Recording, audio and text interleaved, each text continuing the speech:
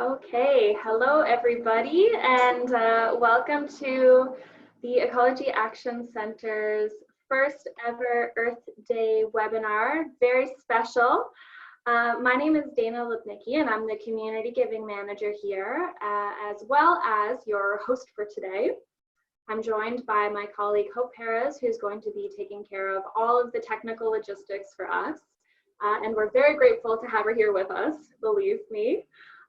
We're going to be trying to make this interactive and engaging for folks, but full disclosure, this is our first time doing a webinar in this fashion, so heaven forbid we have any snafus with technology, please allow us some grace. We have over 40 people on the call already, so we would like to begin today's webinar by acknowledging the fact that we are gathering virtually today on unceded, unsurrendered Mi'kmaq territory as we discuss issues of our shared environment, climate change, and justice. It's critical to remember how our relationship to this land and to follow the leadership from the Mi'kmaq people and their continued relationship to this land since time immemorial. Most of us are visitors here on this territory.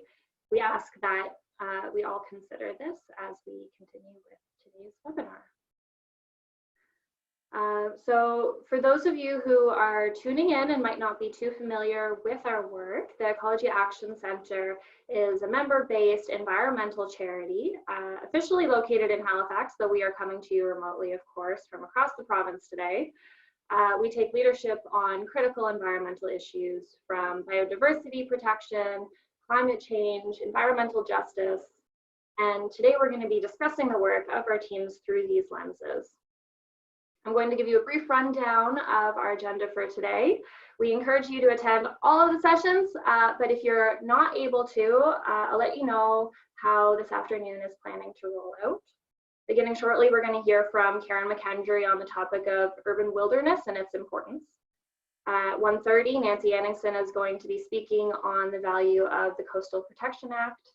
At 2 p.m., we're going to learn about energy efficiency from our very own Ben Grieder, and we'll finish up the webinar series with Megan McMorris and learn from her as she tells us more about climate goals. We do plan to save some room at the end of the presentations for questions as well, so please don't be shy.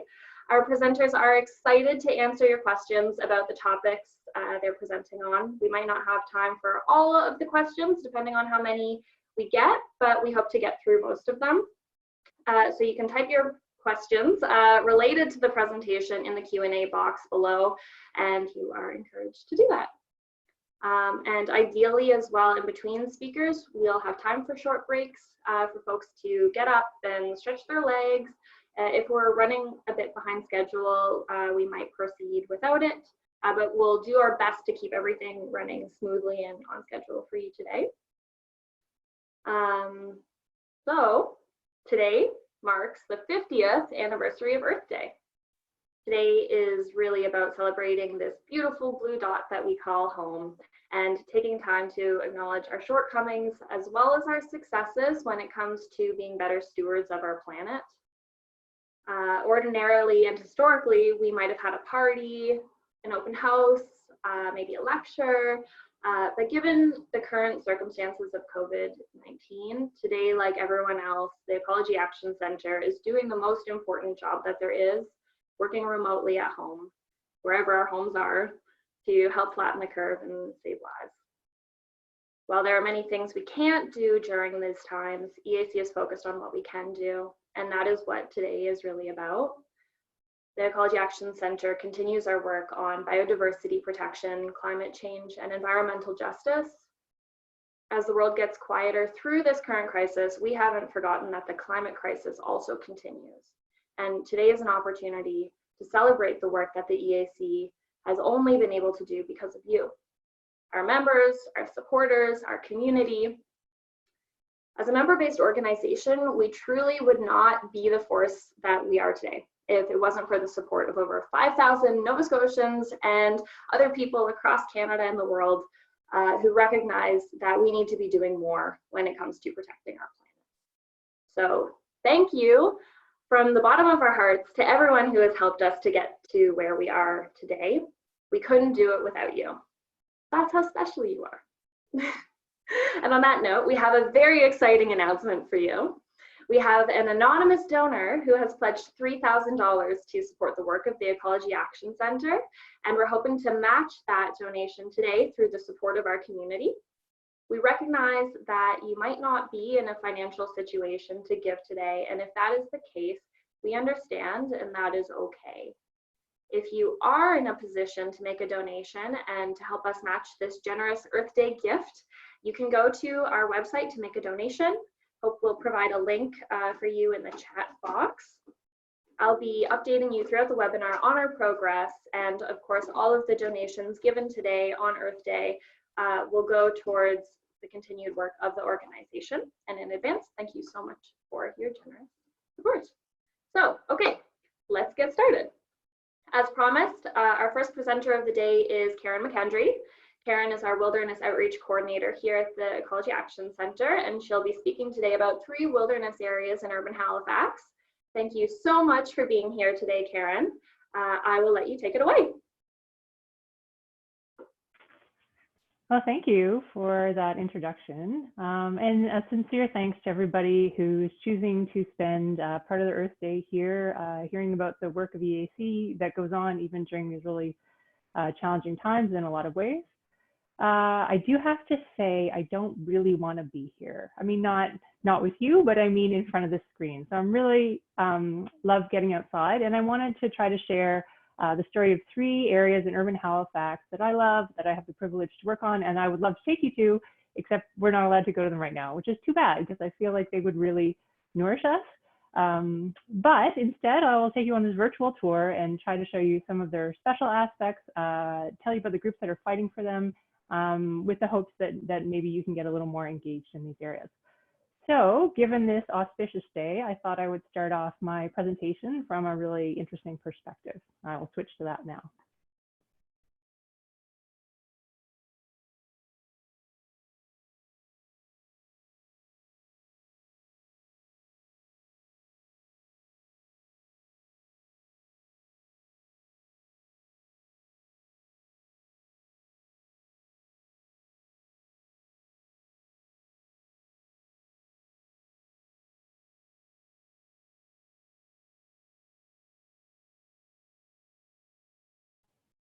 There we go. Tech hurdle number 1. Tech hurdle number 2. There we go. So on this auspicious day, I thought we'd take a look at our little blue marble on which all life coexists. So there's almost 10 billion of one species and perhaps 10 million other species with which we need to share this space. So what's possible in our little corner of the world? Well, let me show you. So amazingly, in urban Halifax, we still have some large patches of wilderness, despite the extent of urban Halifax having doubled in the last 25 years. 3 of these areas, through urban planning, by twists of fate, by community activism, have stayed wild since at least the 1970s, when they were each first identified as outstanding opportunities for regional parks. These oases continue to harbor wildlife and act as wildlife movement corridors. And we still have the opportunity to connect these natural areas and create a green belt around Halifax, making it more attractive to people who may want to move here because they value access to wilderness, and for people who live here and continually choose to stay in Halifax. The first area I'd like to draw your attention to is called the Purcell's Cove Backlands. So this area is really neat. It has a globally rare ecosystem that is strikingly different from a lot of the rest of the forest around Nova Scotia. It's an area where granite bedrock comes to the surface to make these smooth formations that people call whalebacks. Between these rocky outcrops is a thin margin of soil that supports a tough little jack pine tree. So although jack pines can grow in a variety of soil conditions, in these thin acidic soils of the backlands, it leaves the trees really short and stunted looking. But they have special characteristics that they've evolved to thrive in this fire-prone ecosystem. Surrounding these little toughies are mats of lichen, mosses, and Nova Scotia's shortest shrub, the broom crowberry. This jack pine broom crowberry ecosystem occurs only in a few other places in the world, and one of the last best places where we can learn from this species assemblage is the Purcell's Cove Backlands. The backland contains over 3,000 acres of this fascinating ecosystem, and interspersed in here is a set of mountain bike and hiking trails recently constructed by the McIntosh Run Watershed Association. It's a fabulous place to get out into all year round. However, the area is being eaten away by urban development. So to create the Governor's Brook subdivision in Spryfield, a substantial portion of the area was blasted, converted to houses and roads, and can never return to its original state. What remains of the backlands is also threatened by additional development, and without a plan to keep enough of the rare ecosystem intact, we could lose it forever. Fortunately, there are several groups who recognize the rarity of the ecosystem and the value of keeping it, and they see the opportunity to engage the public in this remarkable place. So the Land Trust, Nova Scotia Nature Trust, and Nature Conservancy of Canada have both worked hard to ensure that hundreds of acres of the Jack Pine Broom Crowberry ecosystem is protected and cared for. Halifax Regional Municipality has land in the backlands, and some of it's now formally protected as the Shaw Wilderness Park. Provincial Crown land in the backlands is also kept wild. Local conservation group, the Williams Lake Conservation Company, has for decades tried to keep the water bodies and land healthy and accessible. And there's also a unifying group for the area, the Backlands Coalition, that have advocated for more protection in the area in a coordinated way. So EAC feels privileged to be a part of this group of really intelligent individuals who are grounded in place and who back up their case for conservation with studies about the area. When the conditions of the pandemic change and we can all get out into nature again, I highly recommend that you visit the area if you haven't already. It's a gorgeous place to visit year-round. The second place I'd like to draw your attention to has become famous as Halifax's Kedgie. So it's Blue Mountain Birch Cove Lakes area. It spans more than 5,000 acres, which is actually bigger than the Halifax Peninsula. And it's an incredible mixture of Acadian forests, lakes, wetlands, barrens, trails, portages, and relatively untouched wildlife habitat. You can paddle and camp here for days without seeing anyone. But like the backlands, the area has likely escaped urban sprawl through both being identified as a priority for a regional park for more than 2 decades, but also development in this area in the past would have been very expensive due to blasting and putting in utilities. As that has become less expensive over time, the area has been targeted for urban development. So this map shows arrows indicating essential corridors for wildlife movement and habitat connectivity. And several of these pass right through the Blue Mountain Birch Cove Lakes area. So Blue Mountain Birch Cove Lakes is not only large enough in itself to be of high conservation value, it's an important wildlife corridor which allows wildlife to get on and off of the Chubbucto Peninsula. So it's a bottleneck that if we don't keep it intact, we risk isolating large ranging populations such as mainland moose. Fortunately, it's also an excellent place for people to explore the wild and build relationships with nature. So there's environmental groups and passionate individuals that have been advocating for protection of the area for decades, but it's only in the last few years that a formal group arose to speak up for the area specifically. Friends of Blue Mountain Birch Cove Lakes both appreciates what's already protected and pushes for more protection in the area. EAC did help to found this group, and now that it's fledged, we're still involved as a key contributor. More than half the area has been formally protected for nature and people through a designation as a wilderness area, and we can all go there once pandemic conditions change. However, for more than 10 years now, there's been a commitment by HRM to also protect land there as a regional park. This work is started, but it's not continuing at pace with the threat of development that is chewing in at the edges of the area, leaving us less wilderness to keep wild. Fortunately, Friends of Blue Mountain advocate to increase protection in the area through meeting with city staff and political leaders. They also bring people together as a forum for them to learn more about the area they love and share their stories. So I encourage people to become a member for free of Friends of Blue Mountain Birch Cove Lakes Society, to stay attuned to their activities, and to follow their advice of hear the quiet.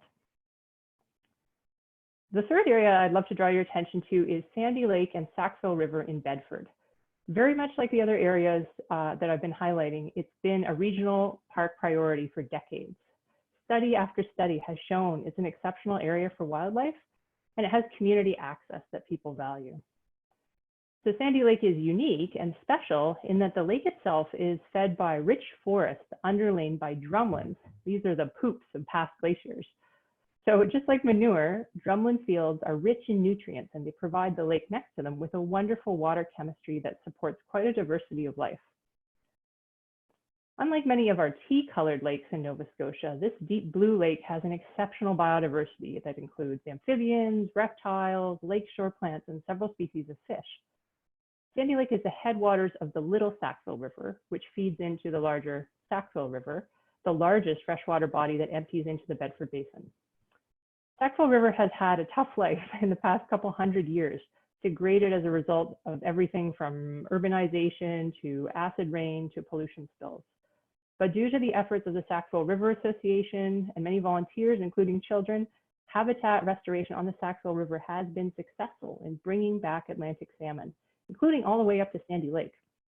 So this is both remarkable from an ecological restoration point of view, because that's a very tricky thing to do, but also because it gives people substantial hope that a species at risk can be brought back to places that they historically occupied.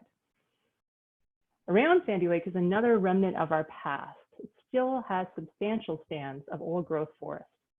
By some estimates, old growth forest used to cover almost 50% of the forested land in Nova Scotia, and now it occupies less than 1% of the landscape. At Sandy Lake, we have a chance both to study forests that are more than 100 years old and share them in a sustainable way with people.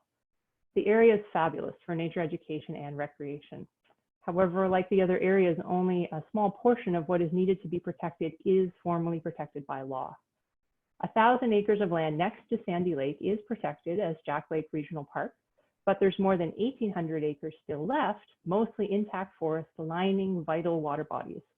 So more than ever, the area is under threat of being developed. The type of urban sprawl development proposed for this area could permanently change the special water chemistry at Sandy Lake, which would have biological and flooding implications for Sackville River downstream. So at this time, 25 local groups, including Ecology Action Centre, have come together to call for increased protection at Sandy Lake and along Sackville River. The Sandy Lake Sackville River Regional Park Coalition has been advocating that the city expand Jack Lake Regional Park to include the important ecological characteristics around Sandy Lake and in the adjacent water bodies. If protected, we'd have a large enough area to keep the amazing characteristics there unharmed while still having sustainable use by people. I can personally vouch for how rejuvenating it is to hike through the trails in an old growth forest and then come down to the shores of Sandy Lake and go for a swim. If you feel that this gem is too good to lose, I encourage you to go to the Sandy Lake Coalition website and send a note to city councilors about finally protecting the remaining area at Sandy Lake and Sackville River. The Purcell's Cove Backlands, Blue Mountain Birch Cove Lakes, and Sandy Lake and Sackville River, they all stand out as the last 3 large wild patches of wilderness in urban Halifax. They're highlighted as 3 linchpin areas in the Halifax Green Network Plan. EAC was instrumental in pushing the city to formally adopt a greenbelting plan. However, to embed this plan and really give it teeth, much of it needs to be adopted into the Halifax Regional Plan. It's time to speak up for the Green Network Plan again. So the process to update the regional plan is underway right now, and you can have a say in it. The public comment period for regional plan review is now open. It's vital that even under these current restrictions, that people find ways to convey their values and ideas into the city's largest planning guidance document.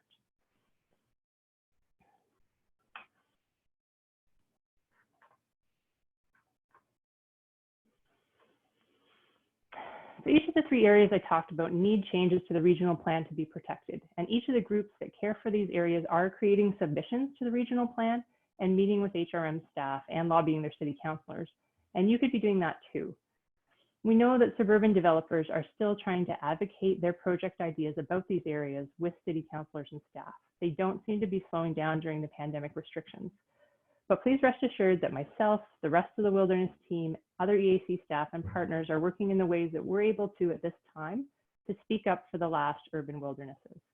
We're still convinced that we can have a city where we live among our fellow species, co-creating a place that is sustainable, attractive, and healthy to live in. These places are worthy of protection because of their ecological characteristics, but I'm also interested in the health benefits these places provide to the people who get out into them. Lately, I've been fascinated by the emerging evidence on the health benefits of time in nature. So many people have heard of the compilations of this research on the subject, such as the book Last Child in the Woods, and a more recent book called The Nature Fix by Florence Williams. These books and many online articles bring together scientific evidence that points to multiple health benefits of spending time in nature.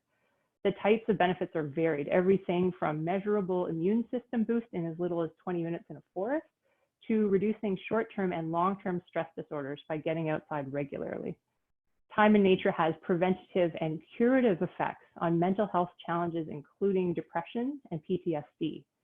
Nature brings creative inspiration to artists and lay people alike, and can provide spiritual benefits to those of any faith, including inciting awe and a feeling of connectedness to a larger force, even in children.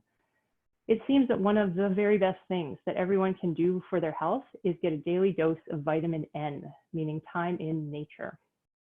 That's why myself and many other people have found it extremely difficult to deal with the extra stress imposed by the pandemic, right while we're not allowed to access the very resource that can recharge our batteries and help keep us healthy, the great outdoors.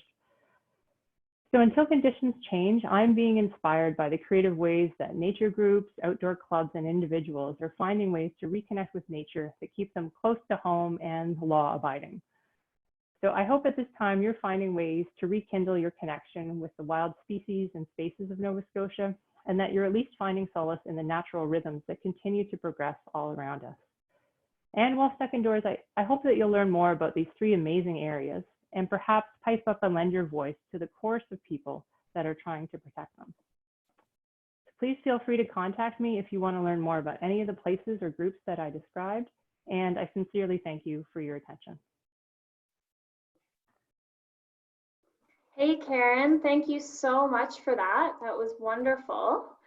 I know for me, that's definitely something that resonates, is I can't wait to be able to get back into nature. So thanks so much for addressing that as well.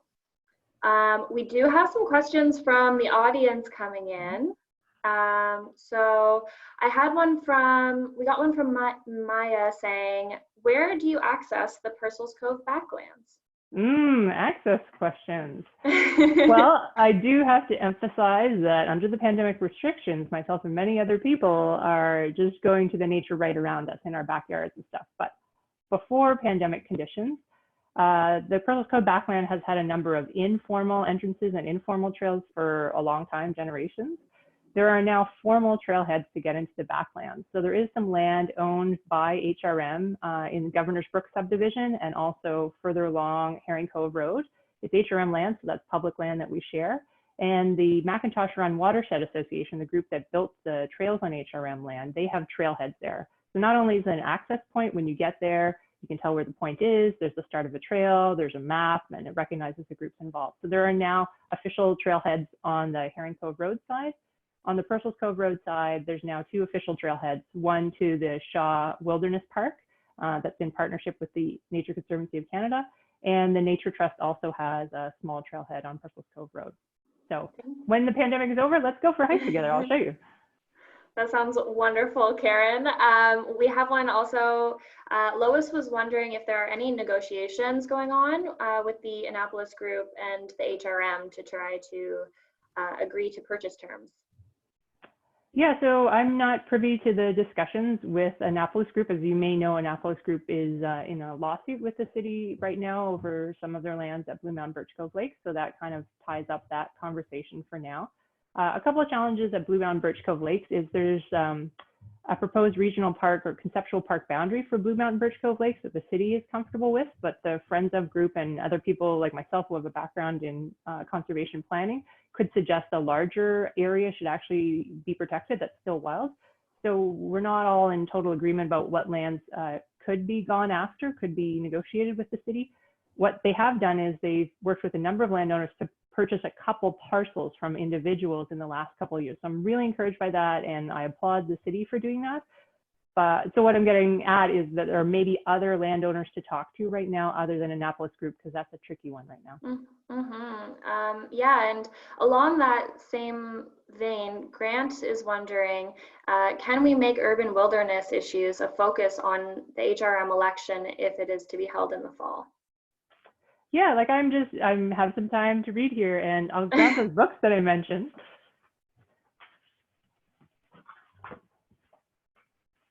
See, there are advantages to doing Zoom webinars from home. So I mentioned these two great books. This is a really classic one, Last Child in the Woods. So the author is a writer and journalist and brought together both his own findings and other people's findings about nature deficit disorder. This book is more than 10 years old now, though, and he's written a couple more. One that's in the same vein that I'm loving lately is called The Nature Fix. So the author, Florence Williams, goes around the world to meet people who are studying forest bathing in Japan and nature walks in Scandinavia. So there's such a body of work about the health benefits of nature right now, and they can be so low cost and easy for people to access that I just think it should become more of a equity issue and more of a health issue, even at the municipal level. So I'll be speaking up on that subject, and I encourage other people to too, especially after we've had this experiment in how does it affect people when we're restricted from going into nature. Yeah, absolutely. And Karen, that's great that you showed those books as well. On Facebook, we had Rochelle Gregg actually ask if you could list the names of those books. So even better than just listing them is showing them. So that's wonderful. Thank you so much, Karen, for taking the time to share with us today. And thanks to everyone here for being a part of our very special EAC Earth Day webinar. I'm looking at the time right now and it's 1:29. It just turned 1:29. So I think we're going to proceed without a break. And we're going to hear from Nancy Anningston on the importance of the incoming Coastal Act. If you want to get up and stretch your legs, you can probably still hear us if you stand up. So feel free to do that. And yeah, maybe I'll just give a little intro for Nancy and we'll go from there. I'm trying to get my face back on the screen. Oh, here we are. Hi. Okay, so welcome. And if you're just joining us now, I'll introduce myself again. I'm Dana. I'm your host for today, as well as the Community Giving Manager at the Ecology Action Centre. And today we're talking about all the great work that we're doing, or at least some of it. And I hope that you will learn something today that you can share with somebody that you love. If you're liking what you're hearing while you're on the webinar today and you're in a position to do so, I'd like to remind folks as well that we are trying to fundraise $3,000 to match an anonymous donation that has generously come in, especially for Earth Day. We're hoping that you might be able to help us to reach that goal today. And if you make a donation, Hope will share a link in the chat below. So our next speaker today is Nancy Anningston, who is the Coastal Adaptation Senior Coordinator at the Ecology Action Centre. It's kind of a mouthful, but she totally deserves it. She is here today to share with you a brief overview on the work of EAC's coastal team as we protect our coastline, inform citizens about coastal climate change, and influence decision makers, all on advancing a coastal adaptation strategy for our beautiful province, Nova Scotia. As a reminder, at the end of Nancy's presentation, we hope to have some time to take some more questions from you, the audience. So please write your questions for her in the Q&A box on your screen, and we'll try to get to as many of them as possible. We actually got through all of the questions with Karen, so maybe we'll be 2 for 2. So now, without further ado, here's Nancy to take it away. Thank you, Dana. I'm going to get through the technical part of sharing my screen first, because that's the most tricky part in all this technology stuff. And then I will begin. So thank you everyone for joining us today. I put a nice picture of the coast behind me so that if those of you who are like me and who are missing the beach at these difficult days have a little tiny dose of it. I also put a few slides throughout my presentation to give you a little taste of the ocean. So I'm going to dive right into to my presentation. There's a nice shot taken by one of our staff at EAC, and so I do the work of the coast at the EAC, and Canada's ocean playground, Nova Scotia, is a fabulous little province of 1 million folks, and we have 13,300 kilometers of coastline. 70% of our population lives in coastal communities. So we're really lucky to be in Nova Scotia, of course, and to be able to enjoy that resource. Coastal climate change, however, is affecting our coast. And so with that much coastline, we're feeling it particularly gravely.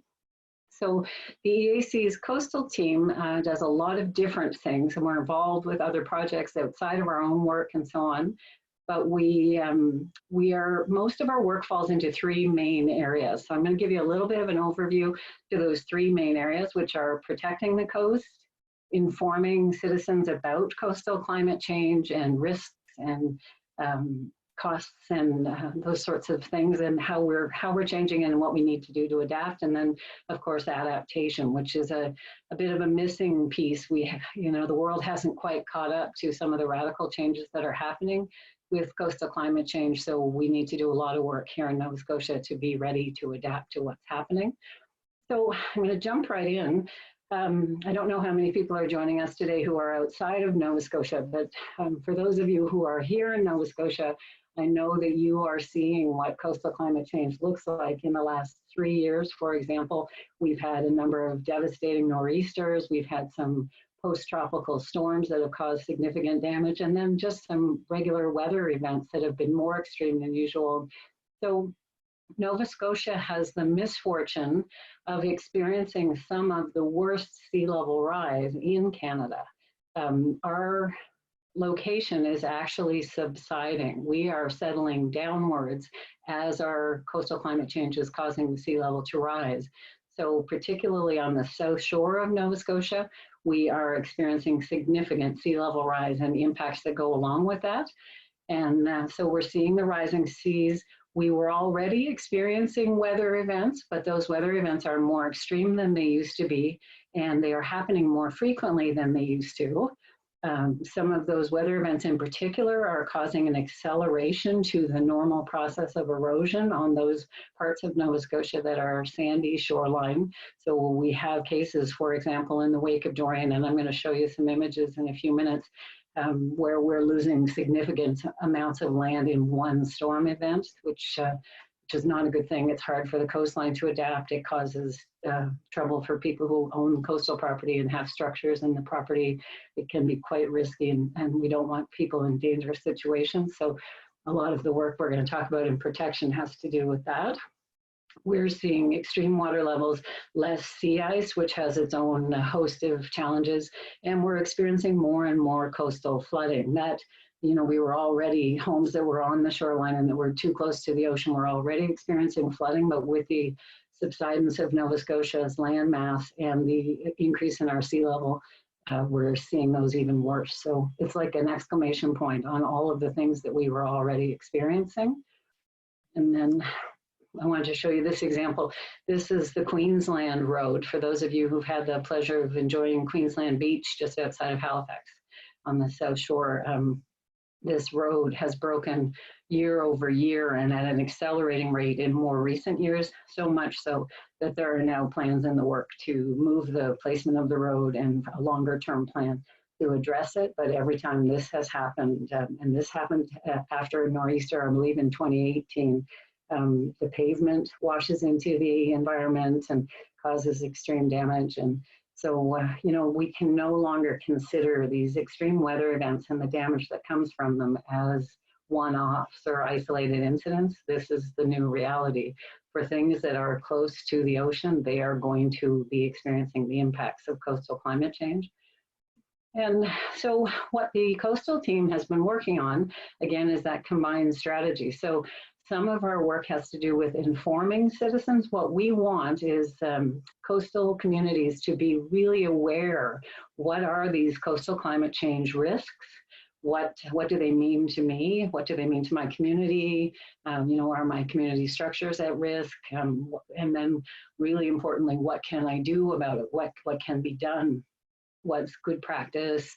And something that gets overlooked a lot is actually the importance of the coastal ecosystem. So our coastal ecosystems, like saltwater marshes, for example, they may not look like much. So they're a beautiful feature for those of us in the environmental world, but you know, when you see a saltwater marsh, it's hard to realize that that marsh is actually processing wave energy in a way that buffers storms for the land behind and the assets behind.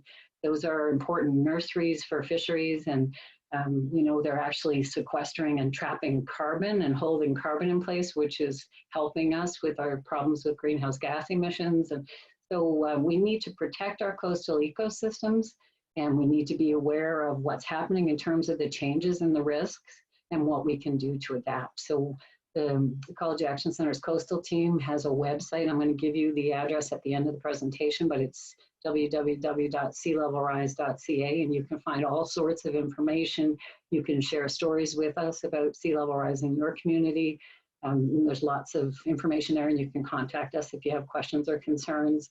And we do workshops. We've been very involved with the Coastal Protection Act, and trying to make that a reality. I'm going to move to that.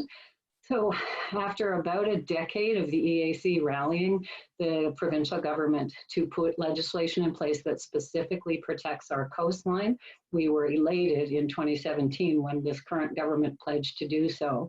And so we have had the opportunity to work alongside the Department of Environment in their efforts. And what has happened is in March of 2019, a Coastal Protection Act, a bill, went before the House and went through all the steps to royal assent. And so we now have the first really important process to get to coastal protection legislation and to protect our coastline from inappropriate coastal development.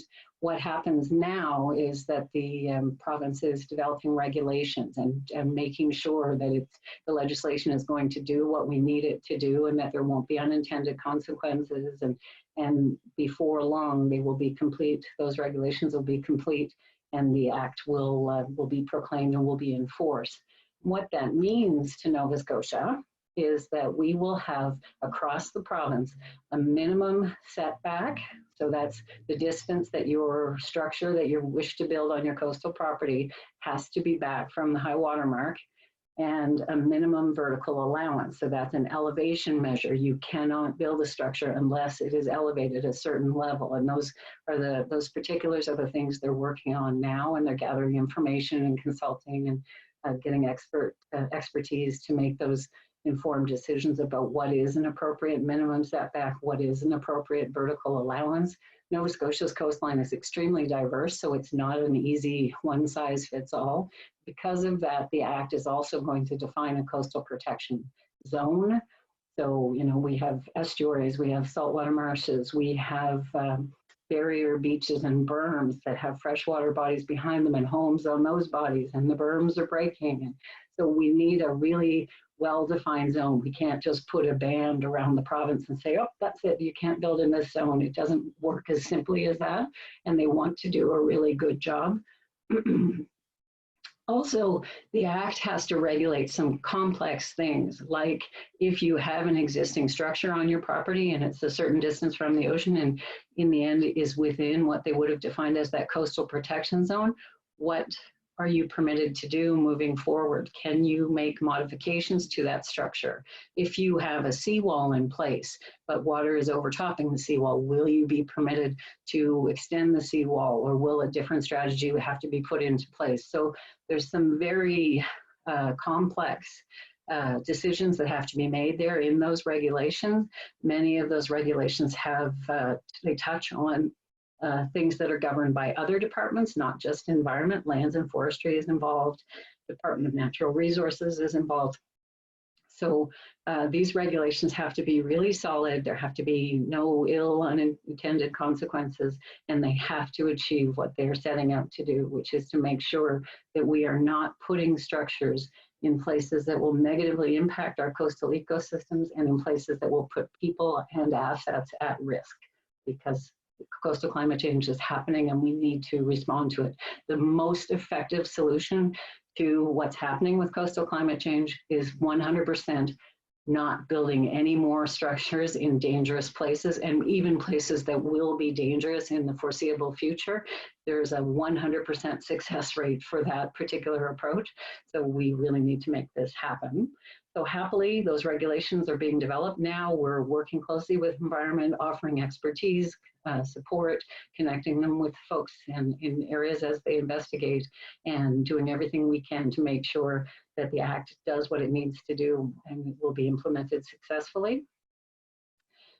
The last thing that Nova Scotia really needs to focus on is adaptation. So particularly, people talk about Coastal Protection Act. It's forward-looking, it's for the future, it's for future coastal development. Well, what about structures that are already in place?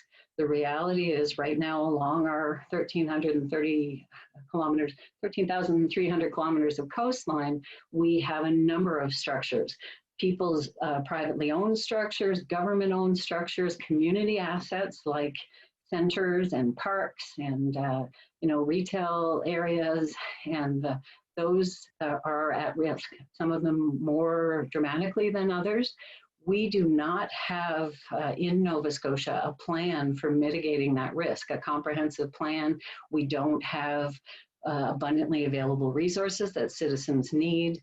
Simple things, and if you look at the two images that are on the slideshow right now, on one side you have your typical coastal property with that freshly mown, hard-packed grass lawn that goes right up to the water's edge, and concrete structures like jetties sticking out into the ocean, and boats, recreational vehicles with gas and so on that are impacting the coast, and a structure that is really, really close to the water's edge.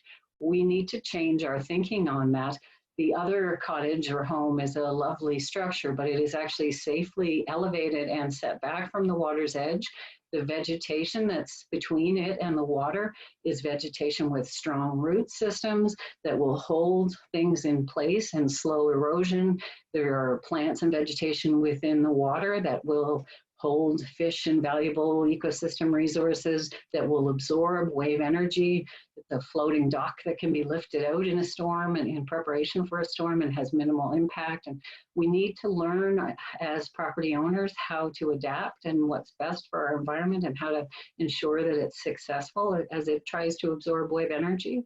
And then we also need to learn about the solutions, the things we can do to adapt. This image that we're sharing right now is from our partners Helping Nature Heal, who are based in Bridgewater. They do a great deal of work in living shorelines.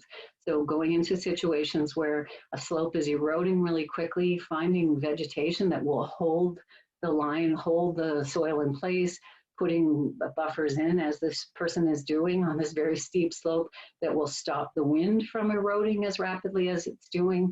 They use biomass, hay bales, Christmas trees, all sorts of different natural features to change a slope. And what they're doing is restoring our coastline in places where it can be restored so that we aren't experiencing such dramatic accelerated erosion.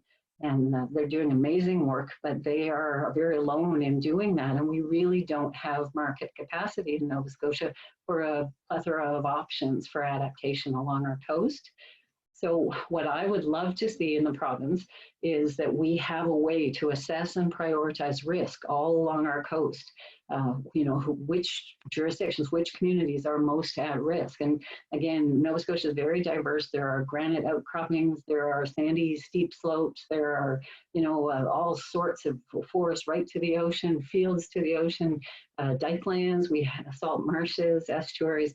We need to be able to assess what is being impacted the worst by coastal climate change. We need to be able to share information with citizens about coastal climate change and the risks and about those adaptation options. They need to know which one works best for the situation that they're experiencing in their community. We need to build those market capacity services that can help people adapt. So, your only option right now in a lot of places is to call in the concrete guy to build a seawall. And we need more options than that. And we need restorative, natural, and nature-based options. Citizens need to know where they can get the resources to adapt. It's not to say that the government is necessarily responsible for paying for those costs, but something that you do, and there's been a variety of studies, something that you do in advance of damage from coastal climate change is something like every dollar that you spend now saves $12, I've heard, and $9, I've heard, in terms of disaster funds. that have to be applied later on. So if we can encourage and incentivize citizens to take action now and to do natural infrastructure solutions now, we may be saving ourselves a great deal of trouble and risk and cost associated with it down the road. And now I want to share a couple of specific examples. So this is an image from last year from a property that is being built on a small undersized lot within HRM. And because there are certain rules that apply to what they call undersized lots, this property is being built very close to the water's edge and at a very low elevation. And this property, this image is a picture of the property still being, still under construction during the aftermath of Dorian in September of 2019. And you can see that the foundation of the structure is soaking wet. The land that you could see in the previous image has actually been impacted. There is less land visible right now. The water's level is sustaining at a higher level. There's a dock in the background. The two dots that you can see are a dock that's been submerged. This structure being built at this time, knowing what we know, is a head scratcher to say the least. And I am very concerned for the folks who are investing their resources in this and building themselves a home that immediately appears to be in peril. And for the long term, I'm quite concerned for what's going to happen and for the costs and the risks associated with it. So I wanted to show you that example. And then the individuals who own this property, it's been in their family for 50 some years. It's within HRM, it's open ocean, it's a beautiful property. The picture on my left is from a month before Hurricane Dorian blew through Nova Scotia in fall of 2019.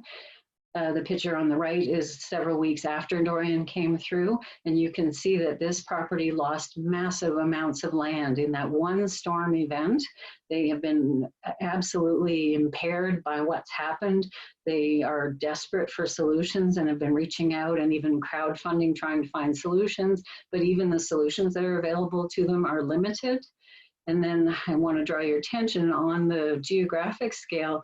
The property that's outlined in red in this picture is that same property. And if you look just down the coastline from it, you can see, despite the peril that that one home has just been through in a natural weather event, this structure is also just being built at great expense, beautiful structure. Is it at a high enough elevation? Is it set back far enough?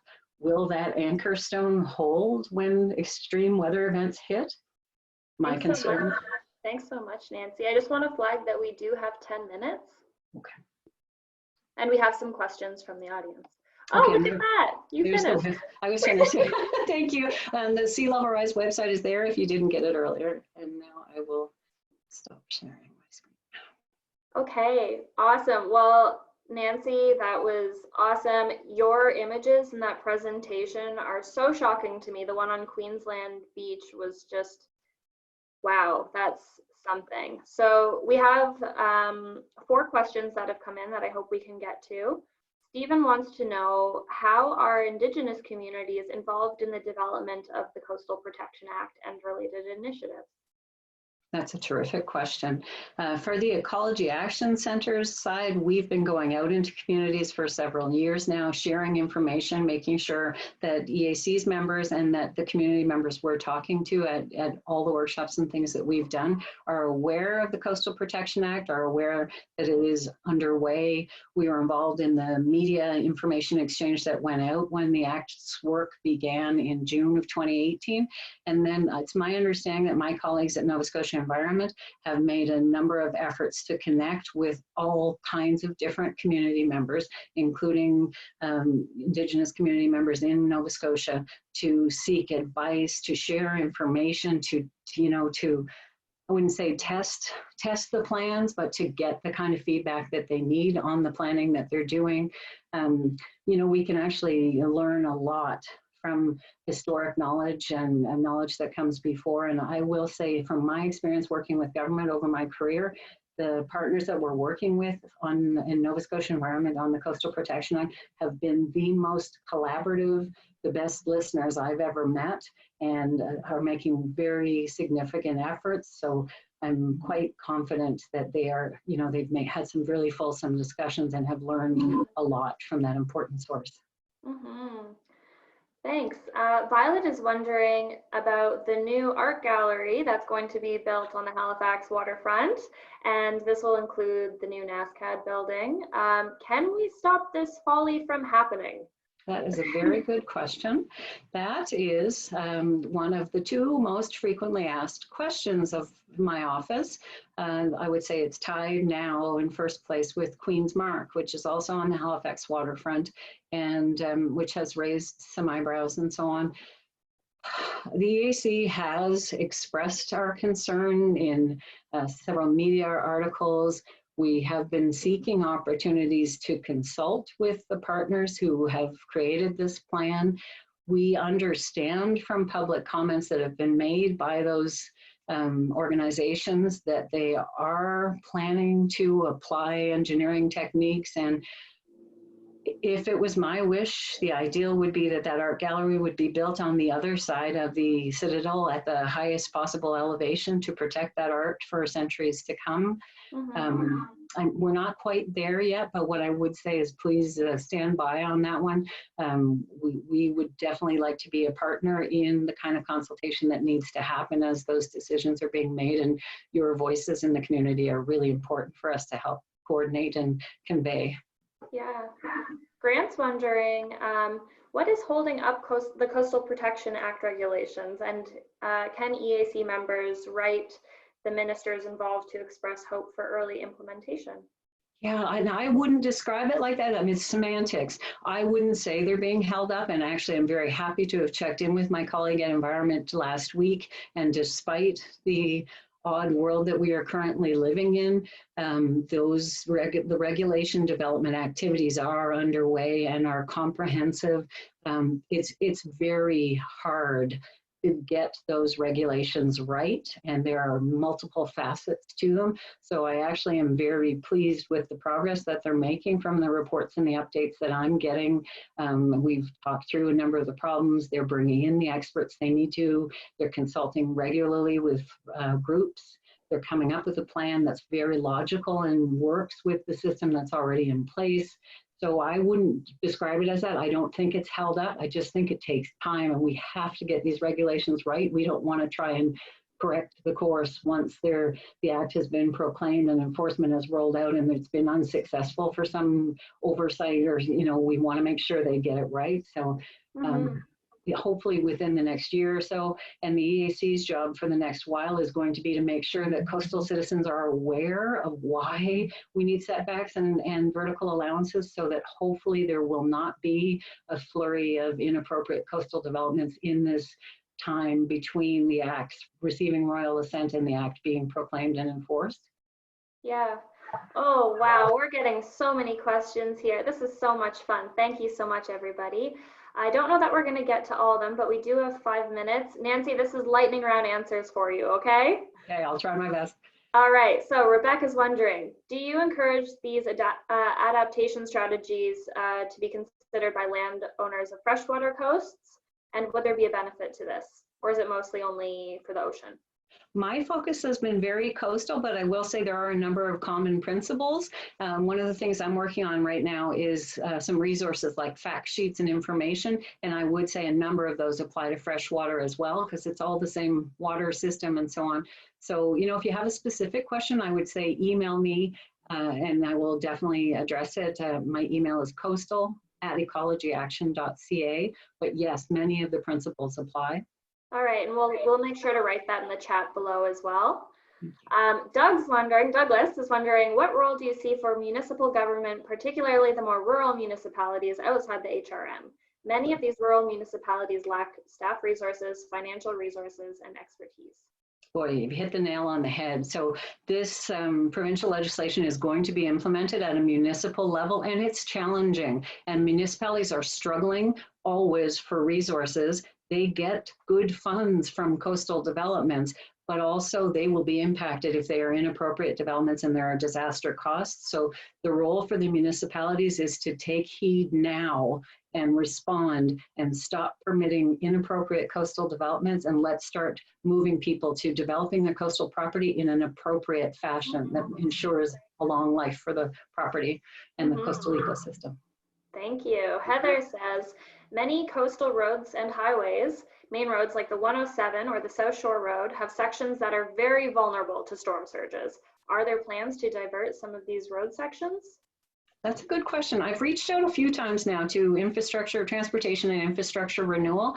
They need to be an essential planning partner, and you're right. There's some sections, particularly, Dana, you and I drove out past Rose Bay last summer. What a gorgeous area. Gorgeous, but wow, you can imagine in a storm, and you know, we see, so we intend to continue reaching out. Our hope is that it's an intergovernmental whole province adaptation strategy that involves it's hard to put the money in to lift roads and change structures, and because it's a long-term plan and costs money and political cycles are short, but we keep trying to get that messaging across and trying to collaborate where we can.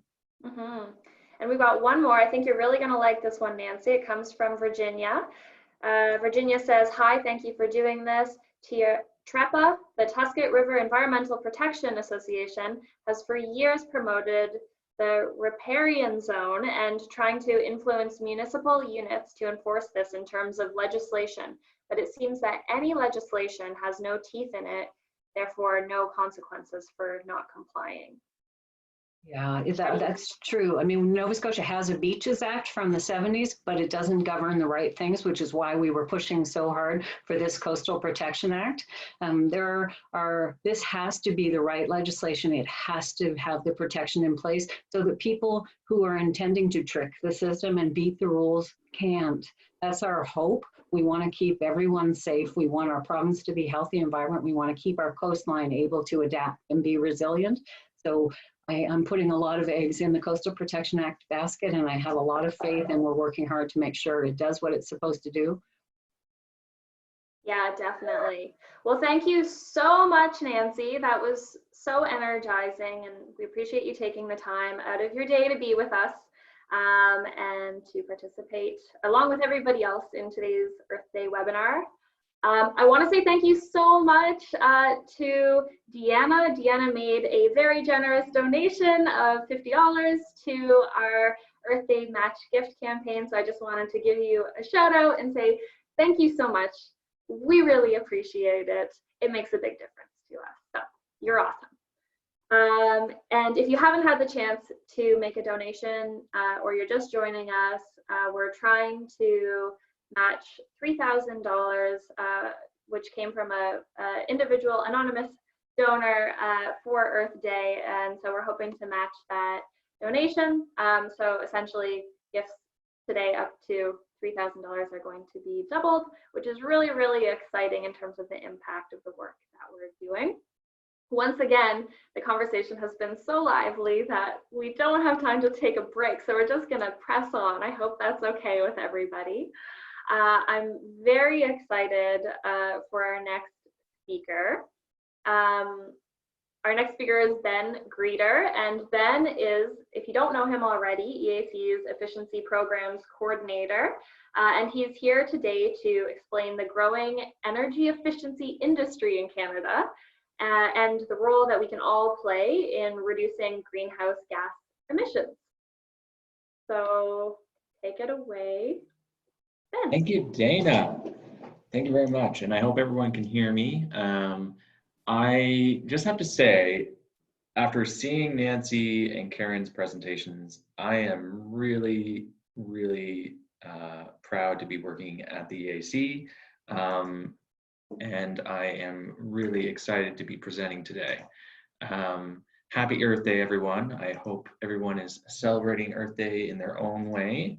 I'll be talking today about energy efficiency, and I hope to be able to talk as much as I can about the different issues, but there's a lot to energy efficiency, so if I don't, and if there's not enough time to answer questions, feel free to email me. The current projects that I work on, and I'm not the only one on my team, there's also Megan McMorris who will be presenting after me, is the Culture of Efficiency project, which is funded by Efficiency Nova Scotia. I'm sorry, I have to turn off my video for a second. There we go. The Faithful Footprints project, which is funded by Faith in the Common Good. The Whole Building Energy Upgrade Study, which is funded by the Nova Scotia Department of Energy and Mines, and that's what I'll be talking most about today. And the Nova Scotia Integrated Resource Plan. And there is more information about that on the EAC website from past work, but I would encourage everyone to look at that a little more closely as consultations begin this year. So I'd like to bring us to energy efficiency, and I wanted to ask this as a poll question, but I have other questions in mind for the poll. So what is energy efficiency? And I really wanted to throw out all sorts of answers, but in this case, I'll just try to give you a simple answer here. Energy efficiency is all about using less energy to do the same task. So the best example, the most known example, is changing a light bulb from an old halogen or incandescent light bulb to an LED. You're still lighting the room, but you're using less energy to light the room. There's a lot of benefits to energy efficiency. It's the most cost-effective, socially beneficial, and impactful tool that we have to lower our greenhouse gas emissions. It's an important tool for justice and energy affordability in reducing bills over the long term and reducing rates. It creates, and it does more to reducing bills rather than reducing rates, sorry. And it creates 5 times more jobs per $1 million invested than fossil fuels, and 3 times more jobs than renewable energy. And it's important to know that energy efficiency is a huge industry in Nova Scotia. I encourage everyone to check out Efficiency Canada's site because they recently compare all the different provinces.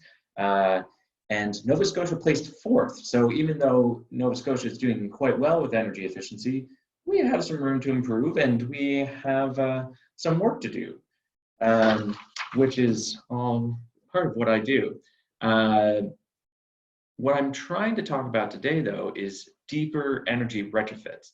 What is starting to happen with a lot of programming and funding is that we're moving away from the simple stuff, the low-hanging fruit, such as light bulbs, thermostats, and appliances, to deeper impact items, deeper energy retrofit items, such as wall insulation, ventilation upgrades, heating upgrades. And there is a reason why. It does create more of an impact on the total amount of greenhouse gas emissions produced from operating. So from using your home, that sort of thing. Deep energy retrofits is essentially an efficiency improvement plan that could happen over multiple years to greatly increase energy efficiency of the building. And I'd like to point out that this building right here on the side, there was an old house that I had, but this building can be net zero energy ready. It can be a very energy efficient building. And imagine a 100-year-old home that an old Victorian home, that could be just as energy efficient as this house that I'm showing on this slide by doing a deep energy retrofit. Deep energy retrofits are important because 12% of Nova Scotia's GHG emissions, or greenhouse gas emissions, comes from housing and buildings. If you imagine that there's 110,000 new houses popping up in Canada every year, and these are houses that are popping up in subdivisions, in areas that we haven't developed before, so that's sort of impacting on the wilderness side, and including houses that are popping up on coastal sites as well, which falls into what Nancy was talking about. And there's already 14.5 million existing houses. If we literally just focused on the existing housing stock, we could be doing a huge amount of work. 50% of Nova Scotia housing stock in Nova Scotia was built before 1970. So if you think about it, we have a lot of homes in Nova Scotia that are over 50 years old. And although we might have been doing a lot of energy efficiency improvements, such as replacing light bulbs and replacing appliances, those homes are still far less energy efficient than a new house that's built. And upgrading those homes, those old homes, is very important. I want to talk more about the bottom line here, and it's that Canada itself committed to greenhouse gas emission reduction targets in Paris. And those targets cannot be met unless we focus more attention on deep energy retrofits. Efficiency Canada has shown that there as much as 25 to 39% of Canada's 2030 greenhouse gas reduction commitment could be achieved by just focusing on deep energy retrofits. And this is deep energy retrofits in homes, as well as commercial buildings and even industrial buildings. So there is a huge amount of potential here. And the process in deep energy retrofits is different from your normal approach to energy efficiency. If you look here, I'm pointing out this. As you go up the normal of energy efficiency pyramid that I worship sometimes, you can see that we start with understanding and we move up the pyramid. And as you move up the pyramid, there becomes increased complexity and investment. On the side here, I've noted all these things that are part of specifically deep energy retrofits.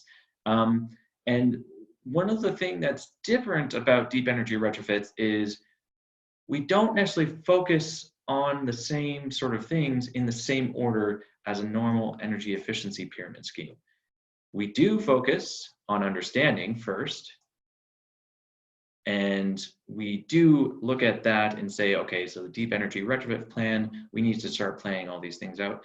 But as you go up, you start to look at more important things, such as attic, walls, and foundation, and moving or replacing windows siding. You focus on the outside first, and then you work your way in, which is slightly different from the normal efficiency pyramid. The reason for that is if you're making a huge change to a building, you're not going to try and match a heating system to heat the old envelope. You want to upgrade the envelope first and do some of the major things, such as attic, walls, and foundation first, and then focus on the inside. And that's not done typically in normal energy efficiency programs because they're trying to focus on the low-hanging fruit. They're trying to go from the cheapest to the most expensive. In deep energy retrofits, you're thinking efficiently. You're trying to do the most impactful things first, and then going to the less impactful things. That's being said, you still focus on air sealing quite early on. Once you develop a good envelope with insulation in the attic, wall, ceiling, etc., you do focus on that air sealing. But in most cases, deep energy retrofits, you focus on lighting last, and some of the appliances last as well. That being so. Deep energy retrofits, it's a little more intense, a little more complex, but very important in the grand scheme of things.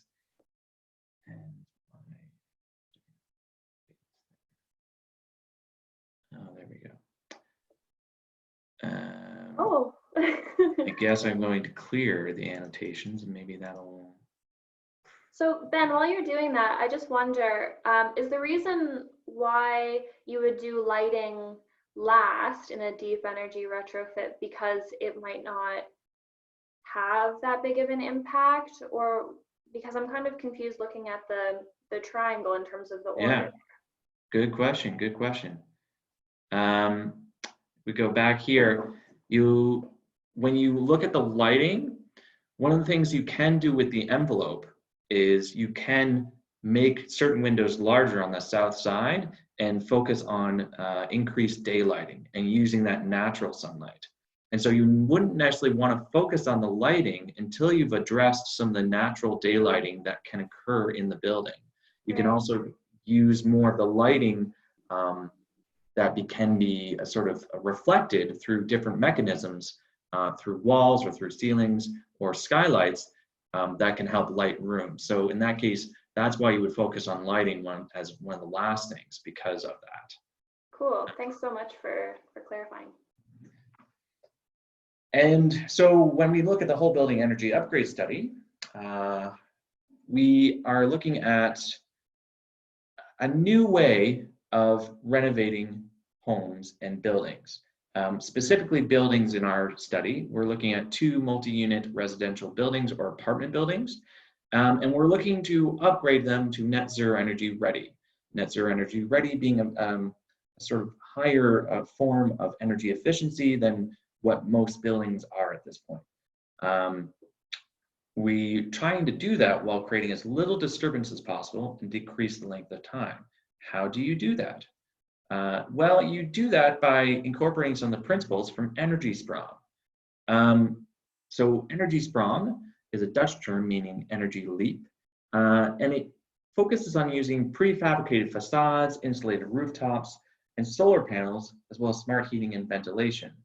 In an energy sprong project, a house, it can be fully refurbished in less than 10 days. So if you remember doing the envelope and putting new windows in and doing all those things, you can do all that on the outside and do it in less than 10 days with the energy sprung projects that are occurring in Europe.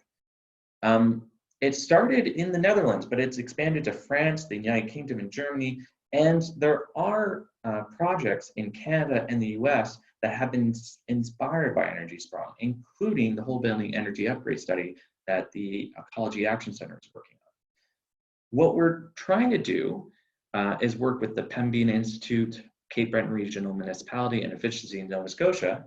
And we're going to take those apartment buildings, we're going to scan them, create 3D models, design exterior panels, redesign the ventilation system if necessary, analyze the total cost of the projects, create a roadmap report. So that would be a roadmap report that the site owner can rely on, that the builders can rely on, and that anyone involved in the renovation can rely on to take them through the process. And then at the end of that, showing all this information to the site owner, we're going to ask, do you want to invest? There are certain funds available right now through Efficiency Nova Scotia that would allow certain apartment buildings to apply for renovation funds. And so we're going to ask, with this amount of money that you can apply for and this plan, are you interested in doing a deep energy retrofit on your building? And whether they say yes or no, we'll look at that information and present our findings. It will have a huge impact in Nova Scotia. If you think about it, right now, a standard project, you could have construction crews on an apartment building site for over a year renovating the outside. We're trying to create a process that allows them to have construction people on site for less than 3 weeks, which is groundbreaking. That means a large amount of buildings can be renovated in the same year by the same company, which would mean a larger amount of buildings being upgraded all in 1 year. So we're trying to get people interested, like Housing Nova Scotia, Nova Scotia Community College, Mainland Building Trades, the Canadian Home Builders Association of Nova Scotia, the Investment Property Owners Association of Nova Scotia, which that last group represents a large amount of apartment building property owners in Nova Scotia. And we're trying to get them interested in the project. The impact can be, we can attribute some numbers to this, to possible impacts from this project. In the climate jobs report that we released last year, there was a goal, the third goal being deep energy and resiliency retrofits for 100% of eligible social housing. And there were a number of things looked at, but one thing was looking at retrofitting 9,015 social housing units that are owned by Housing Nova Scotia to net zero energy ready, what would be the impact to the economy and to people in Nova Scotia? And what we found was that over a 12-year period, over $7 billion would be created in full-time employment hours. So that is a significant amount of jobs, if you think about it, that could be created over a 12-year time span just within, just by doing 9,015 social housing units and making them net zero energy ready. And it also creates around $1,600 of average annual savings per housing unit. So the families living in those units would also realize a huge amount of benefit in comfort and in savings.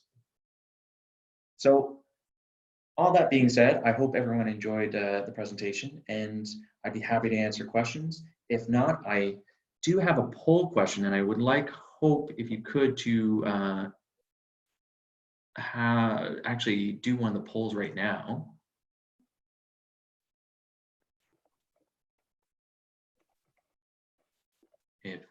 Hope, are you on there? There we go. And if everyone could take a second and answer this question.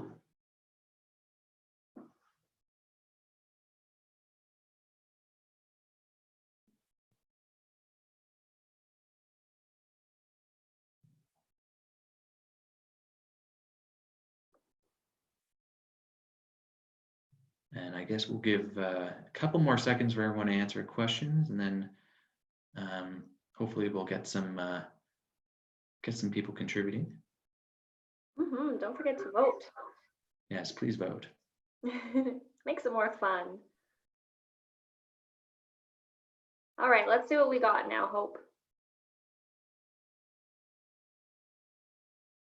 Ooh, I love that. 71% lowered their thermostat and have been wearing more clothing. I like that a lot. That's the one I would have voted for too. You have to think about it. Heating is a huge portion of energy consumption in a home. So if you lower your thermostat by 1 or 2 or even 5 degrees from what you normally have it at, then you're drastically decreasing your energy consumption with minimal impact on your lifestyle. Yes, Stephen says he also put in a heat pump. Nice. Heat pumps are great. And I would like to have the other poll sent out too, if we can. Yeah, and I'll let you know we have a couple questions coming in as well. Sure, I'll answer the questions if you want, and then we could do the poll. Yeah, that sounds great. So Peter says, please talk about the efficiency, viability, and the cost around, or the cost of ground source heat pumps, and are there any government subsidies available? Ground source heat pumps are very specific to the site of your building. And so I wouldn't say ground source heat pumps are the best option in every situation. That for specific reasons. If there's a significant amount of bedrock, then it increases the cost, and the system may not work as well as if you had a large amount of soil on your property, and a deeper amount of soil is what I'm specifically getting at. So people in the valley that have a large amount of clay and sand, loamy soil there, I would see ground source heat pumps being more effective there than certain areas here in Halifax. That being said, it also depends on the municipality that you're doing the ground source heat pump in. So certain municipalities have offsets for the types of mechanisms that you can put into the ground, and that those offsets dictate what kind of ground source heat pump system you're using. or geothermal system. You can have an open loop system, which uses more water and is not as efficient, and can be done in most situations in Halifax. Or you can use a closed loop system, which is far more efficient, but can't be done in a lot of places in Halifax because of zoning requirements. So you have to look at, it's a complex question, and I would love to talk more about it because I know I could go on forever about it. Thanks. Karen also says that an air source heat pump is working very well at her home, but there was no subsidy when she put it in 11 years ago. Right. And Stephen is wondering if this is targeting commercial or residential building, but specifically he wants to know if there is support for residential. This is so there will be more support for residential, and specifically what's interesting is that will happen potentially from Efficiency Nova Scotia, potentially from the Nova Scotia government, and also from municipalities. So there is actually a fund right now that's being dispersed from FCM, the Federation of Canadian Municipalities, to municipalities to do similar programs that are being done in Bridgewater, which would be energy efficiency upgrade programs and PACE programs. And so those types of programs for energy efficiency improvements will become more common through municipalities. Efficiency Nova Scotia is focusing more on deeper energy retrofits through specific programs right now, and you will see more programming for residential homes and buildings in the future being rolled out. The home warming program is one specific program that focuses on a specific group of people and an income level that does focus more on a deeper energy retrofit sort of target for those homes. And so you will start to see this programming evolve over the years. So it's coming. That's really exciting. Okay, we have two more questions that I think we can get to in this time period. Kevin's wondering about water to air heat pumps for waterfront properties specifically. Can you speak to the feasibility of this? And are there any such projects up and running that you're aware of? There's been a lot of water to air heat pump systems are a bit more complex, and to be honest, what I've been hearing from installers is that there's a bit of confusion on who needs to come in for what process, and the complexity of the installation has been generating some bad results from the projects that have occurred. And so it's still newer, and it's as more projects continue to happen and as more research continues to happen in those installations, it will get better. But for the feasibility of a waterfront property, I would want to look more at the details of your home and your house.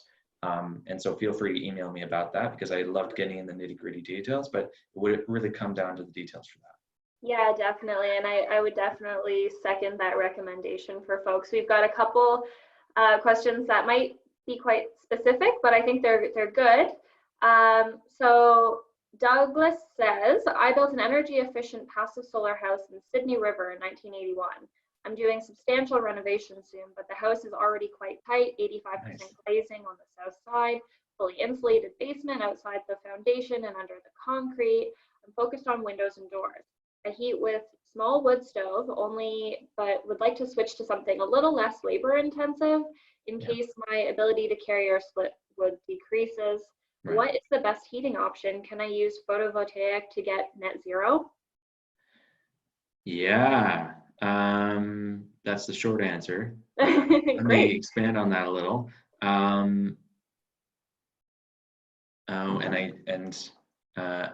What I will say about that is, you can install, if you're looking at a new heating system, then you can install like a heat pump system and then offset the energy consumption from that with solar panels. You could also look at, I really like, you have a passive house, so you have a lot of insulation in your home.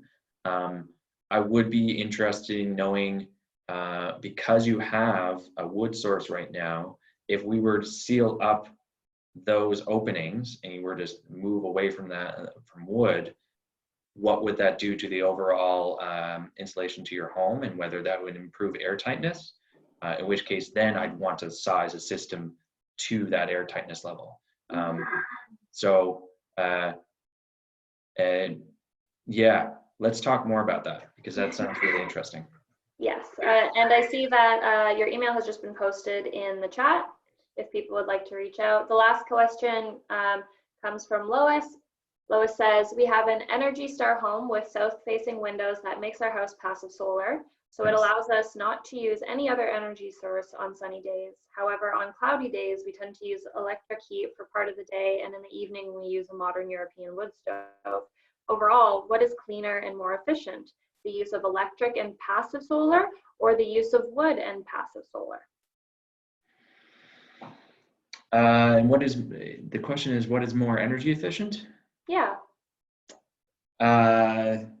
From a pure efficiency sake, the wood, so if wood heat is very efficient at heating a house.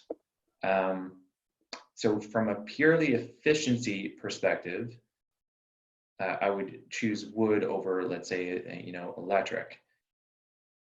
But that being said, if you're looking at the amount of greenhouse gas emissions that are produced from operations, then even though wood is considered sometimes to be a neutral carbon source, it is still emitting carbon. And sometimes that wood is not necessarily offset, especially if you're doing wood chips. But what I will say is, from a greenhouse gas perspective, I would choose the passive solar and the electric. From a efficiency perspective, I would choose the wood. Yeah. Great. Well, thank you so much, Ben. I feel like my brain is just like exploding right now. So thank you so much for all of that great information. And thanks again to everyone for being here as part of our Earth Day webinar. I wanted to give you another quick update on our match gift campaign. So if you're just tuning in now, we have received an anonymous $3,000 donation, and that donation is being matched today. Well, donations that come in rather are being matched today up to $3,000, specifically for Earth Day. And over the last webinar, we received 3 generous donations from 3 wonderful people in our community and who are on the call today. So I want to say thank you so much to Lois, to Rick, and to Charlene. In case nobody has told you yet today, you are thebomb.com. Thank you so much for your support, and it really is going to go a long way, and particularly today it's going to go twice as far. So thank you so much for donating. If you still would like to make a donation and you haven't yet, that's absolutely okay. I'll make sure that Hope posts in the chat the link for you to make a donation. And I'm really excited. I can't believe how quickly the time has gone today. We're already on to our final speaker of our webinar series, Megan McMorris. So Megan is EAC's Community Energy Coordinator, and she's going to be wrapping up our sessions today by talking about climate goals. Let me assure you, you do not want to miss this one. And we're going to dive right back in because, again, we just have so many questions, such great conversation. And then it also, on a side note, there's so many of us here, and it feels really nice to be celebrating Earth Day together. So thank you so much for being here and making this event what it is. We really appreciate having you. So I can't wait to have you listen to Megan. As I said, she's our Community Energy Coordinator, and she's going to talk to you today about why Nova Scotia is well poised to take lessons from COVID-19 and reignite the economy, while at the same time deeply valuing and preserving our environment. So let me see if I have anything else to say. Don't forget to write your questions down for Megan. I'm sure we're going to have a few from her presentation as well. Just write it in the Q&A box in the bottom. And here's Megan. Great, thanks, Dana. Just going to share my screen here and get this rolling. All right, thank you so much to everyone for taking time today to join in. I just want to begin by acknowledging that these are very strange and unusual times, that we are all dealing with a lot of uncertainty and anxiety and grief. And I hope that over the next 10 or 15 minutes, and I hope that over the last couple of hours, in our way to celebrate the 50th birthday, the 50th anniversary of Earth Day, we've been able to bring a little bit of a break, to bring some relief, to maybe bring a little bit of hope. And if we've been able to do that, and if I'm able to do that over the next little while, then we've done our job. So I'm going to talk to you today about intersecting crises, and what a time to be talking about this. I spoke about this quite often before the COVID-19 crisis began, before we were facing an economic crisis. And it is something that now more than ever is so relevant and so clear about how different crises really connect with one another. And closer to the end of my talk, we're going to talk about how we connect crises, and then how we can use those connections to talk about creating goals, creating policy that develop and establish resilience for us.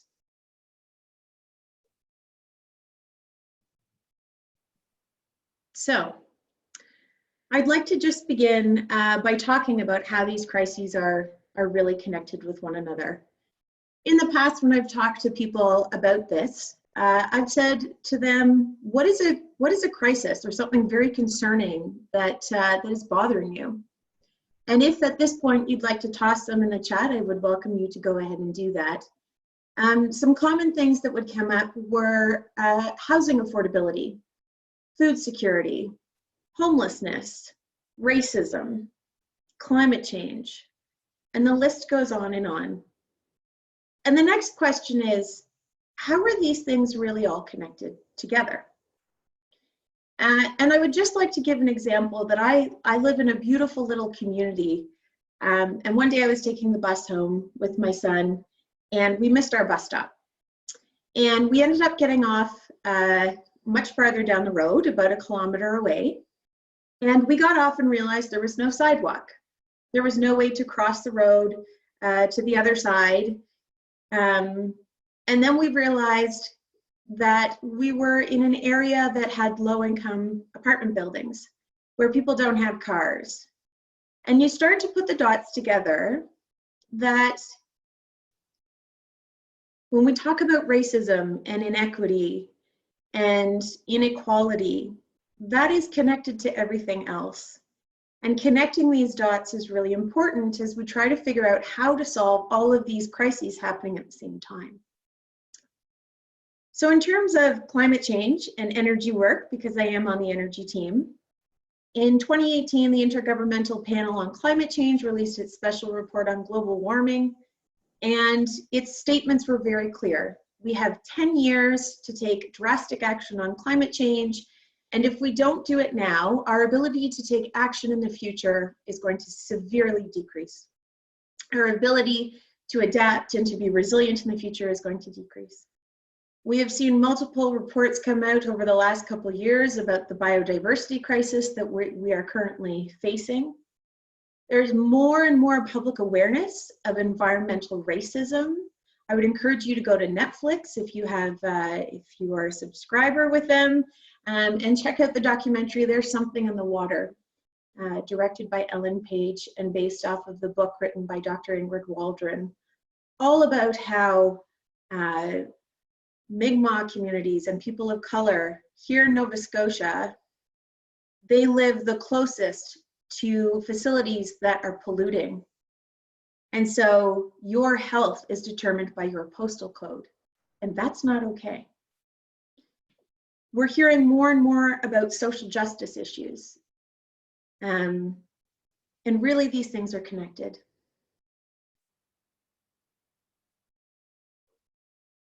So what about what we're facing right now?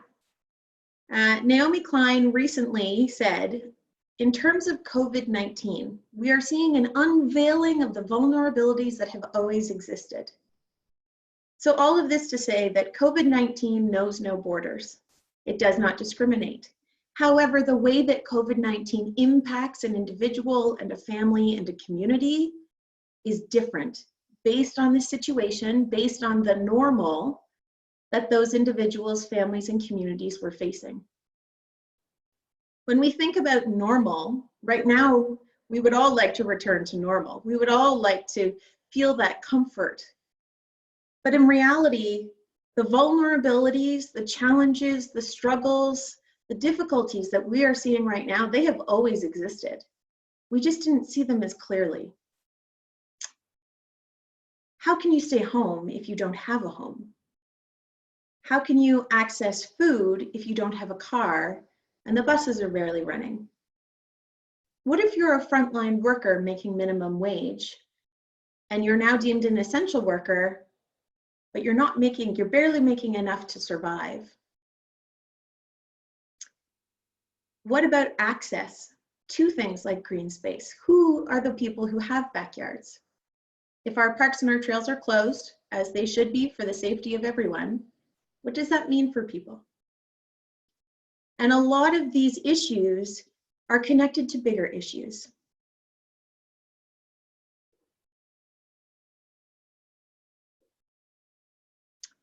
I want you to close your eyes for a moment and imagine that you are standing at the water's edge and the water is trickling in and it's just tickling your toes. And you can hear those waves moving in and out. I want you to picture this. What we are currently facing is a series of waves that are coming in. The first one that we can see is COVID-19. It is the most immediate crisis that we are facing, and absolutely rightly so. It is the one that we need to be paying attention about because it has immediate impacts on people's lives. The second wave that is coming in is an economic crisis. We're already feeling the effects of this. It's the next one that we're really going to have to wrangle with and tackle. We're starting to hear conversations about what is the government going to do? How is it going to stimulate the economy? How are we going to get people back working? How are we going to create jobs when it's safe to do so? And past that, there's an even larger wave coming towards us. That wave is the climate crisis.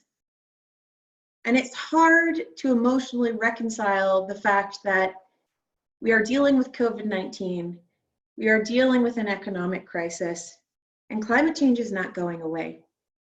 Before all of this, climate change was already impacting low-income and vulnerable communities. They're the first ones impacted by climate change, and we were already hearing about people who are being impacted. They're impacted first and worst. The impacts of climate change have continued even through the COVID-19 crisis, and they will continue past this. And so we need to take action. For those of you here in Nova Scotia, thankfully, there's a piece of policy in place that actually allows us to take some action in a way that we can tie together these crises and we can really build and establish resilience. This is the Sustainable Development Goals Act, and it was unanimously passed in October of last year, 2019, and it replaces the Environmental Goals and Sustainable Prosperity Act. This act is unique. Its predecessor, as well as this one, is unique because it really ties together the economy, the environment, and the well-being of people. The Sustainable Development Goals Act has 4 pieces that are really worth noting. The first one is that it actually legislated that the government will hold public consultations. those were about to get underway prior to COVID-19 and are currently on hold. So stay tuned for more on that.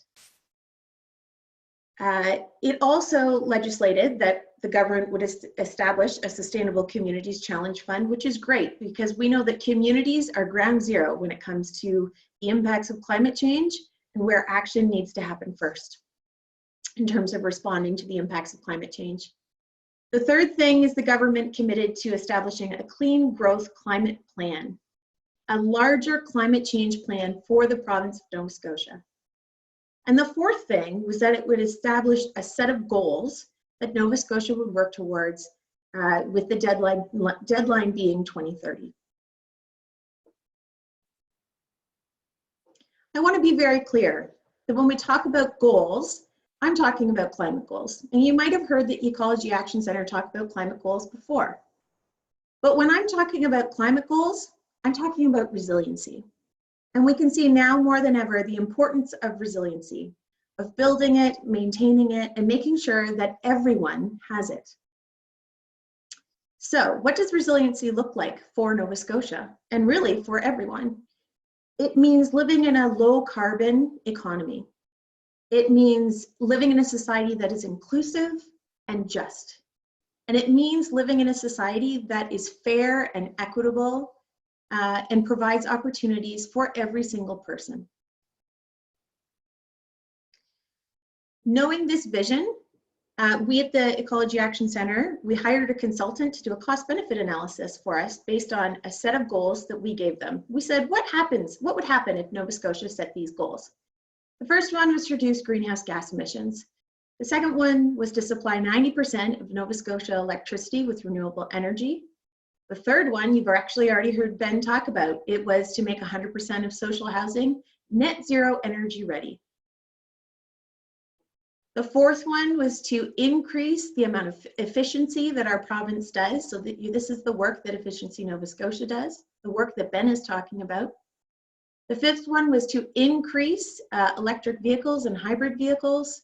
And the sixth one is a goal around jobs. And we believe that if all of those were achieved in Nova Scotia in a just and inclusive way that leaves no one behind, this report showed that between now and 2030, we would be creating 15,000 full-time employment jobs every single year. That between now and 2030, Nova Scotia would increase its GDP by 9.8 billion, and yes, that's billion with a B, dollars. And of that GDP, 6.3 billion would be added income for Nova Scotians. What an amazing opportunity. On top of all of that, it would ensure that Nova Scotians had affordable, reliable, and clean electricity.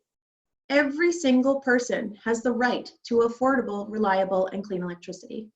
It would ensure that all communities here have clean air so that they can be healthy. And it would ensure that everyone would be comfortable in their home. So, a lot of what I'm talking about when I talk about climate goals and resiliency is talking about the green recovery. It's talking about how we come out of COVID-19. And you know what? We're getting closer, but we're not quite there yet. So I would encourage you just to think about what impacts are you feeling now? What do you feel like could improve or increase your own resiliency? And how is that tied to the bigger picture in many ways?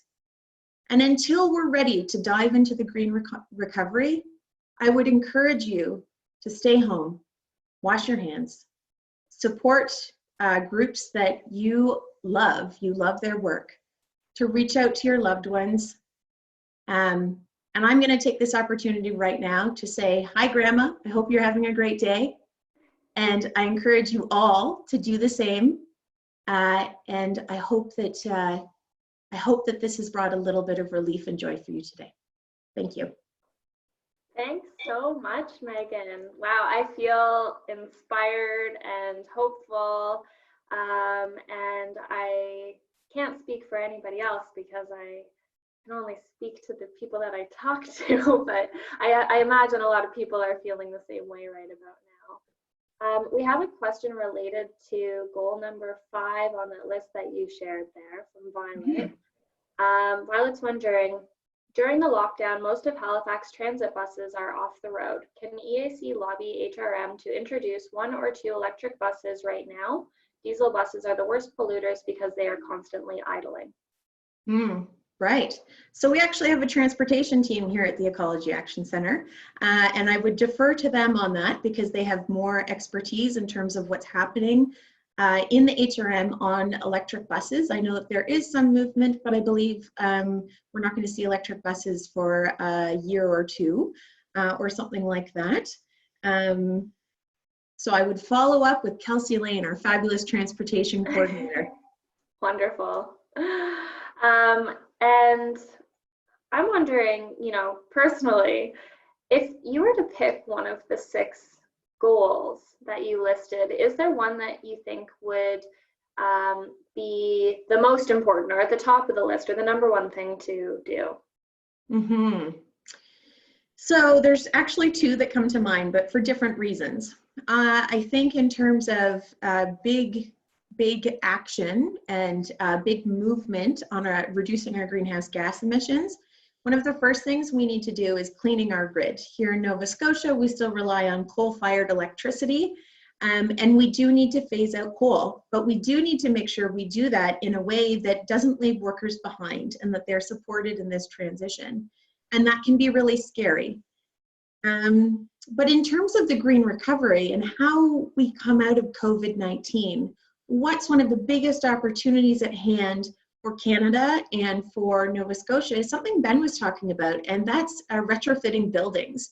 We know that retrofitting buildings so that they are more energy efficient is a massive job creator, just massive.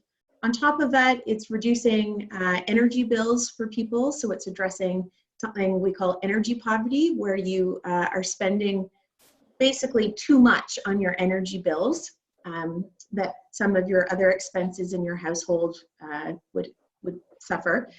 So the idea that you might have to give up on groceries for a week because your energy bill is so high. So it's addressing energy poverty.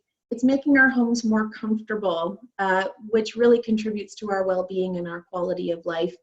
And you know, there are so many homes that have to be retrofitted, and with Nova Scotia's housing stock, so the number of houses here in Nova Scotia and their age, we know that a lot of homes here need to be retrofitted, and so we could create a lot of jobs here. And so I really think that's a great opportunity once it's time to engage in our green recovery and our green rebuilding. Wonderful.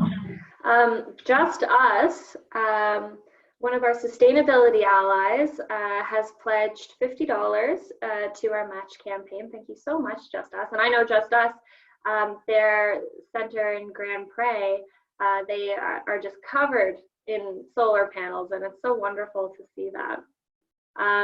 James is asking a question for you as well, Megan.